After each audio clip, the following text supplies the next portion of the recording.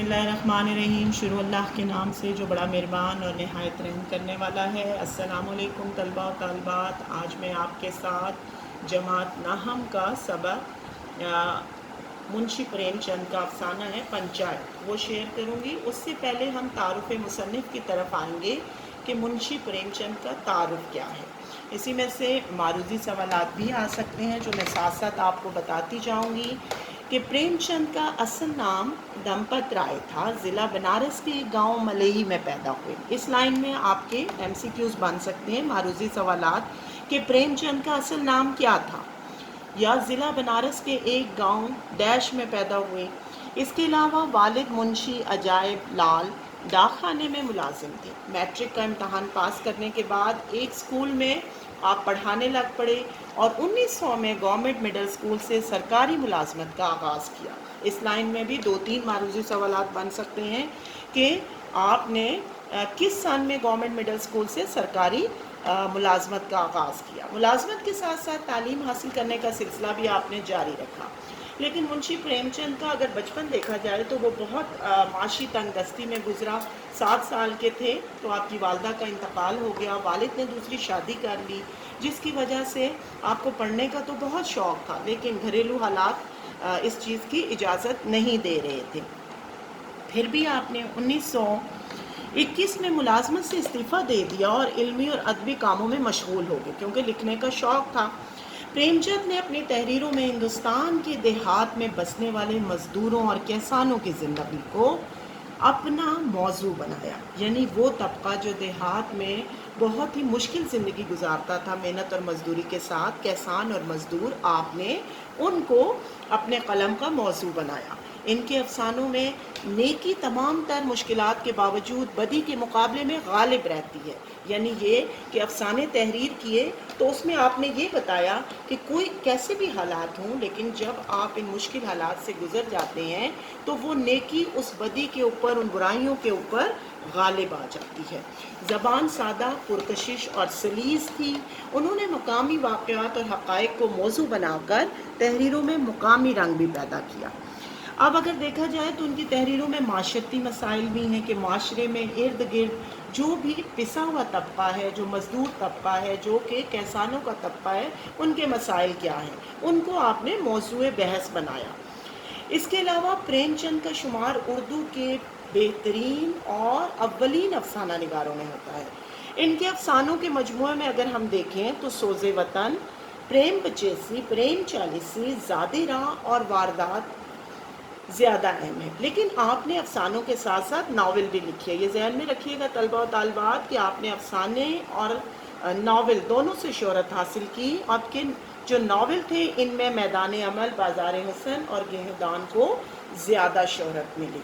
तो ये तो मुंशी प्रेमचंद का तारुफ था। अब हम सबक पंचायत की तरफ आते हैं कि इसके अंदर क्या बताया गया है। पंचायत जो है अफसाना है मुंशी प्रेमचंद का। कि इससे पहले सबक से पहले मैं थोड़े से मुश्किल अल्फाज आपके साथ शेयर करूंगी। जैसे इसमें लफ्ज़ पंचायत इस्तेमाल किया गया है, जिसका मतलब है झगड़ा रफ़ा करने या दूर करने के लिए गांव में या देहात में एक कमेटी बनाई जाती थी, जिसका सरबराह एक पंच होता था। यानी एक ऐसा मुनसिफ जो कि शहरों के अंदर जिस तरह से अदालती निज़ाम है और जज जो है वो मुख्तलिफ मुतनाज़ा फ़ैसलों को सुनते हैं और उसके बाद फिर इंसाफ करते हैं। इसी तरह से देहात में एक निज़ाम था कि जिसके अंदर जो अभी भी मौजूद है कि अगर कोई भी झगड़ा या कोई भी ऐसा मुतनाज़ा फ़ैसला हो जाता तो गांव के लोग जो थे वो ऐसी शख्सियत को जो गैर मुतनाज़ा होती, यानी जिसके ऊपर किसी को कोई एतराज़ ना होता, उसको सालिस मुकर्रर करते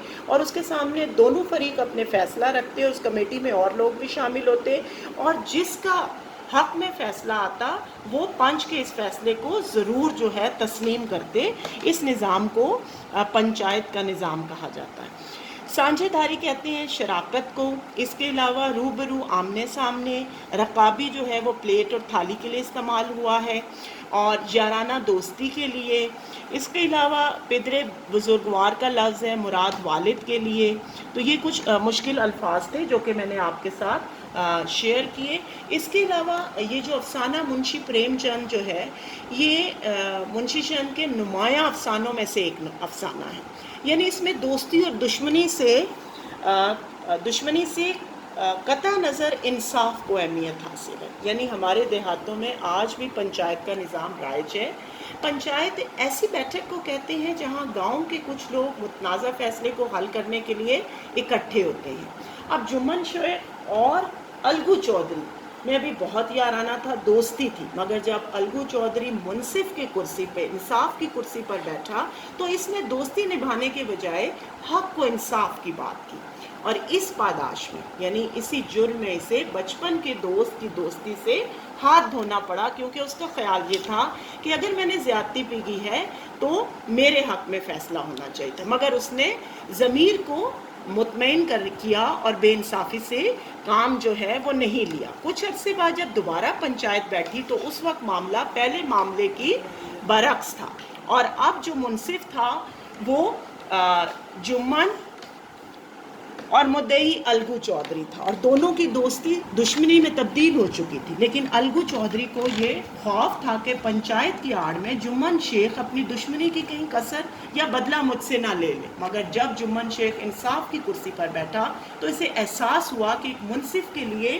انصاف سے بڑھ کر کچھ نہیں ہوتا، ورنہ تو ذاتی دشمنی کو اگر مد نظر رکھتا تو دوستیاں پالتا، لیکن ایسا نہ ہوا۔ اس نے انصاف سے کام لیا، اور الگو چودھری حق پر تھا، اس لیے جمن شیخ نے اس کے حق میں فیصلہ دے دیا، اور یوں دونوں دوست پھر سے ایک ہو گئے۔ تو یہ وہ افسانہ تھا جس کا میں نے خلاصہ پیش کیا ہے منشی پریم چند کے اس افسانے پنچایت کا۔ امید ہے کہ آپ کی سمجھ میں ضرور آیا ہوگا، اور اس سے متعلقہ مشقی سوالات کو بھی میں اگلے لیکچر میں آپ کے ساتھ شیئر کروں گی، اور اللہ تعالیٰ آپ سب پر اپنا کرم اور فضل جاری رکھے۔ اور لیکچر سننے کے بعد چینل کو سبسکرائب ضرور کیجیے گا، اور ساتھ ہی آئیکن یعنی بیل کو ضرور پریس کیجیے گا، تاکہ آنے والے لیکچرز جتنے بھی ہوں ان سے آپ برفق استفادہ حاصل کر سکیں۔ بہت شکریہ، اللہ حافظ۔